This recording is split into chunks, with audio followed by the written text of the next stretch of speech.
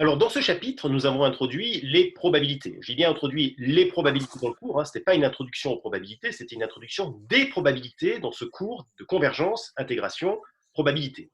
Donc, on a capitalisé sur la théorie de la mesure qu'on a introduite dans le chapitre 3, et on a vu avec la théorie de Kolmogorov qu'on pouvait mesurer des événements, parce qu'on a appelé des événements. Donc, on a dit que si on lançait une pièce, eh bien, elle avait une chance sur deux de tomber sur pile. Autrement dit, la probabilité, c'était 0,5. Hein, donc, on a associé à des événements des nombres compris entre 0 et 1, entre 0 et 100% si vous préférez. Mais quand on a dit ça, quand on a bien mesuré, fait toutes les théories qu'on veut, on n'a pas répondu à une question qui est quand même une question intéressante. C'est finalement, qu'est-ce que ça veut dire, une chance sur deux? Et la question sous-jacente, qu'est-ce que le hasard? Alors, pour répondre à cette question, en tout cas, nous aider à nous poser les bonnes questions, nous avons Étienne Klein avec nous aujourd'hui, qui voilà, va nous aider, va nous éclairer sur ce sujet. Alors, on ne présente pas Étienne Klein, hein, tout le monde le connaît.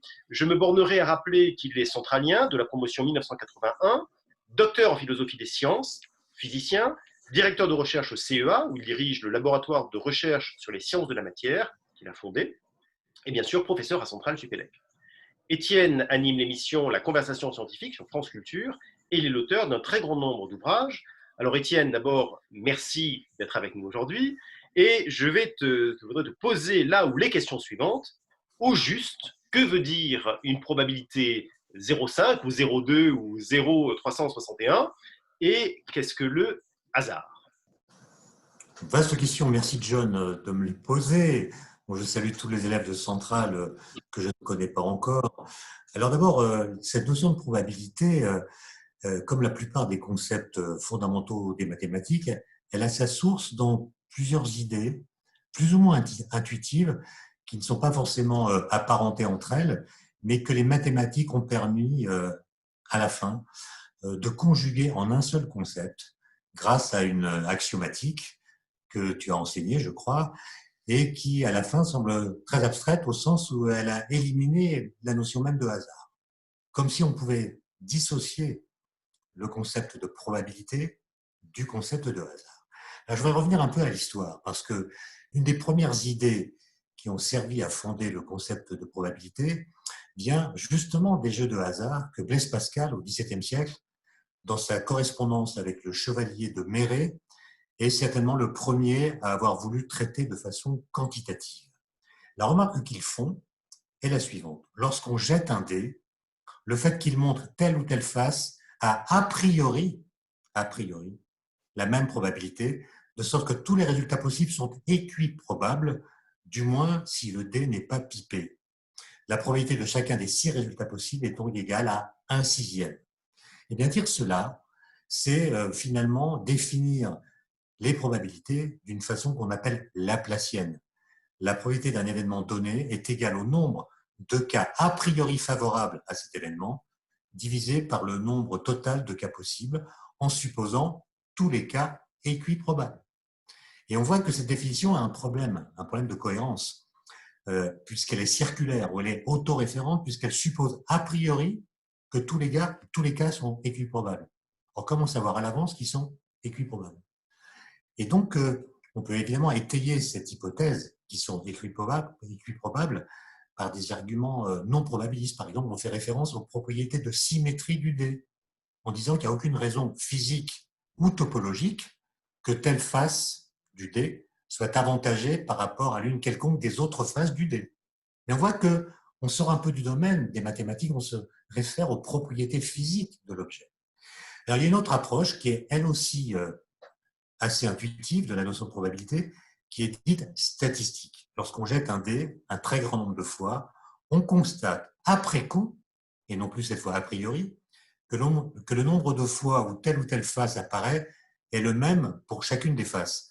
On appelle fréquence d'apparition d'une face donnée le nombre de fois où elle apparaît divisé par le nombre de jets effectués, et cette fréquence, mesurée après coup, apparaît rétrospectivement comme étant la même pour toutes les faces. Alors, petite remarque au passage, le calcul des probabilités est né de l'étude des jeux de hasard. Or, que signifie le mot hasard en arabe? Dé à jouer. Il a été transmis par l'intermédiaire de l'Espagne, où le mot hasard, AZAR, signifie également jeu de dés ou dés à jeter. Et en France, ça donne le hasard. Autrement dit, on associe le hasard à un objet physique qu'on lance, dont le mouvement est parfaitement déterministe. C'est-à-dire que si on connaissait exactement les propriétés mécaniques du dé, les propriétés de l'air dans lequel il va tomber, et puis les propriétés mécaniques de la surface de la table sur laquelle on l'a lancé, on pourrait en principe, parce que l'équation de son mouvement est déterministe, prédire à coup sûr la face sur laquelle il va tomber. Et donc ça veut dire que le déterminisme qui joue dans cette affaire n'implique pas la prédictibilité. Et donc, au XXe siècle, on va un peu mieux comprendre le fait que ces deux choses sont bien distinctes. Mais pour revenir à notre problème, tout paraît assez simple dans ce que je viens de dire. On peut définir la probabilité soit de façon laplacienne, à partir de probabilités a priori concernant des cas équiprobables, ou bien a posteriori par l'observation de statistiques qui donnent les probabilités. En fait, ça paraît très simple, mais ça n'a pas permis de fonder proprement le concept de probabilité. Un ingénieur autrichien qui s'appelle Richard von Mises, par exemple, au XXe siècle, a tenté en vain de fonder le concept de probabilité sur l'idée de fréquence, donc sur l'approche probabiliste, sur l'approche statistique des probabilités. Il n'a pas réussi et on sait depuis que c'est impossible. Et quand même, heureusement, les idées qui avaient permis d'approcher cette notion de probabilité ont pu servir de guide pour aboutir à une axiomatisation en reprenant certains termes intuitifs comme le terme d'événement, dont tu as dit tout à l'heure qu'il désigne un événement pouvant se produire d'une certaine épreuve et auquel on peut attribuer un nombre, et puis le concept assez vague encore de probabilité. Et cette axiomatisation n'a pas été simple, elle faisait même partie des problèmes mathématiques ouverts qui ont été présentés par le grand logicien David Hilbert en 1900. Et elle a été accomplie seulement en 1933, comme tu l'as enseigné, par un mathématicien russe, Andrei Kolmogorov. À partir de ce moment-là, la probabilité est définie comme étant n'importe quoi satisfaisant les axiomes. Et donc, on ne fait plus référence au hasard, on définit des axiomes, et n'importe quoi qui satisfait les axiomes peut être appelé probabilité. Cette définition ne dit donc rien de la notion de hasard, mais elle permet de construire de façon opératoire une théorie dans laquelle on détermine des probabilités à partir de certaines données et de certaines hypothèses. Le concept de probabilité se trouve ainsi épuré, débarrassé des pétitions de principe qu'il engendrait auparavant en faisant intervenir la notion fondatrice mais problématique d'événements équiprobables. Alors maintenant, tu m'as demandé qu'est-ce que c'est que le hasard. Et dans la conception classique, le hasard, c'est le purgatoire de la causalité. C'est-à-dire qu'on dit finalement tout événement est l'effet d'une cause ou de plusieurs causes qui le précèdent.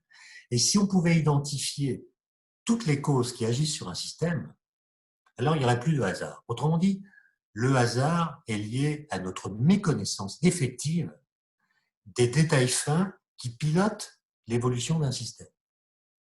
Et donc, il y a des causes cachées qui, parce que nous les ignorons, eh bien, nous font concevoir que du hasard apparaît alors qu'il est sous-déterminé par des paramètres cachés qui ne nous sont pas accessibles ou que nous ignorons. Et il se trouve qu'au XXe siècle, ce débat va rebondir d'une façon terrible à cause de la mécanique quantique, dont je sais que les élèves de Centrale ne l'ont pas encore vraiment approché, mais ils vont découvrir un débat extraordinaire qui a opposé Albert Einstein et un autre grand physicien fondateur de la mécanique quantique qui s'appelle Niels Bohr. Ils vont apprendre que la mécanique quantique dit une chose assez simple. Elle s'appuie sur ce qu'on appelle le principe de superposition. Vous prenez une particule, par exemple un électron. Il peut avoir telle énergie A ou telle énergie B. Mais la mécanique quantique vous dit, si A est un état possible de l'électron et si B est un autre état possible, alors l'état A plus B est également possible.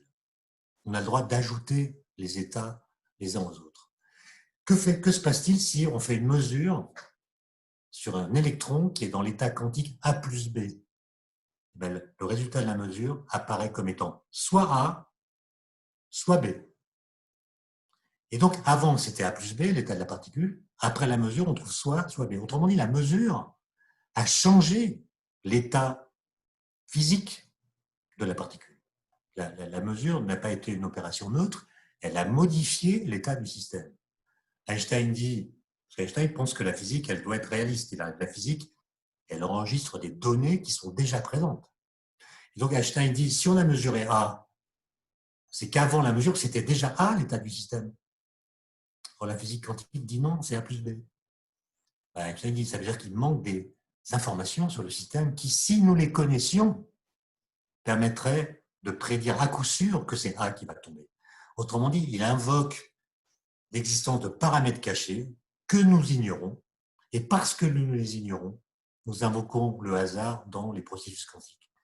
Niels Bohr va lui dire non, non, non, non, il n'y a pas de paramètres cachés qui manquent, la physique quantique est complète, et ce débat qui va durer plusieurs décennies, qui est un débat philosophique, puisque finalement, l'un et l'autre sont d'accord sur la façon de faire des calculs.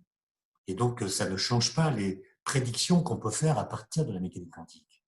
Mais il se trouve qu'après longue discussion, l'intervention d'autres physiciens après la Deuxième Guerre mondiale, et surtout grâce à l'invention des lasers dans les années 60, on a pu trancher cette question grâce à une expérience de laboratoire qui a permis de montrer qu'il existe une forme de hasard pur qui n'est pas liée à notre méconnaissance des détails fins du système, mais qui intervient directement lorsqu'on fait une mesure physique sur un processus quantique. Et je vous laisse découvrir dans les cours qui viendront comment tout cela s'est passé.